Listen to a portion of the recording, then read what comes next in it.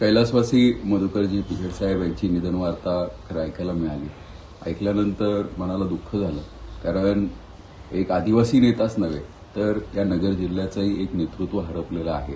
आणि पिचड साहेबांचं हे आदिवासी समाजासाठी जेवढं योगदान आहे तेवढंच योगदान नगर जिल्ह्याच्या विकासामध्ये सुद्धा आहे. आणि पिचड साहेबांची ओळख म्हणजे एक शांत संयमी नेतृत्व म्हणून संपूर्ण महाराष्ट्राला प्रचित होतं. त्यांनी विरोधी पक्ष नेता म्हणूनही काम केलेलं आहे, त्याचबरोबर त्यांनी राष्ट्रवादी काँग्रेस पक्षाचं प्रदेशाध्यक्षही म्हणून काम केलेलं आहे. तर नक्कीच पिचड साहेबांच्या माध्यमातून पक्षाची जी जडणघडण आहे म्हणजे त्यांच्या माध्यमातून पक्षाच्या नेतृत्व कसं असावं हे मी जवळनं अनुभवलेलं आहे. आणि त्यानंतर अहमदनगर जिल्ह्याचं किंवा आत्ताच्या अहिल्यानगर जिल्ह्याचं ते पालकमंत्री पद त्यांनी भूषवलं होतं. आणि पालकमंत्री पद भूषवत असताना एक पालकमंत्र्याचं जवळनं त्यांचं माझं काम पाहण्याचा योग आला होता.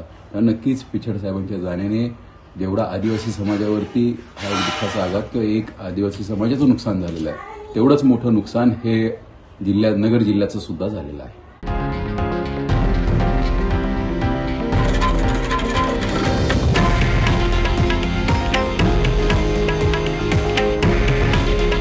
हे आहे देशातील नंबर 1 न्यूज नेटवर्क आणि आपण पाहत आहात TV9 मराठी. काळजी तुमची, हित महाराष्ट्राचं.